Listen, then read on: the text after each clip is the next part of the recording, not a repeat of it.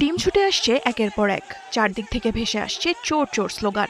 উত্তেজিত জনতার ভিড় ঠেলে কোনো রকমে এগিয়ে যাওয়ার চেষ্টা করছেন অভিষেক বন্দ্যোপাধ্যায়।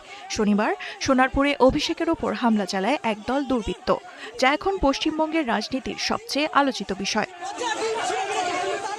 নিহত তৃণমূল কর্মী সঞ্জু কর্মকারের পরিবারের সঙ্গে দেখা করতে যাওয়ার পথে প্রথমে কামালগাজীতে কালো পতাকা দেখিয়ে বিক্ষোভের মুখে পড়েন অভিষেক। এরপর সোনারপুরে প্রবেশ করতেই বিক্ষোভ রূপ নেয় হামলায়। পরিস্থিতি সামাল দিতে গাড়ি ছেড়ে মোটরসাইকেলে চেপে গন্তব্যে পৌঁছানোর চেষ্টা করেন তিনি, কিন্তু সেখানেও বিক্ষোভকারীদের বাধার মুখে পড়তে হয় তাকে। এরা আমাদের প্রাণে মারতে চায়, মেরে দিক, আমার মৃতদেহ উদ্ধার হোক এখান থেকে, কিন্তু আমি জায়গা ছেড়ে যাব না।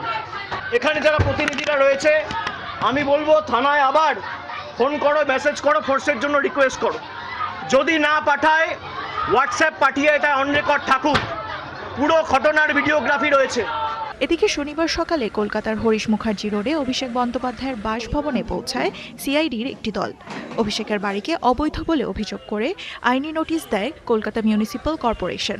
আমার বিরুদ্ধে যে অভিযোগ, আমাকে নোটিশ দেবে, আমি আইনত লড়াই করব। যে আমাকে সিআইডি দিয়ে, কেএমসি দিয়ে বাড়ি ভেঙে, ঘর ভেঙে, অফিস ভেঙে, আক্রমণ করে, মাথায় আঘাত করে, যা ইচ্ছা এরা চেষ্টা করে, আমি দমার ছেলে নই।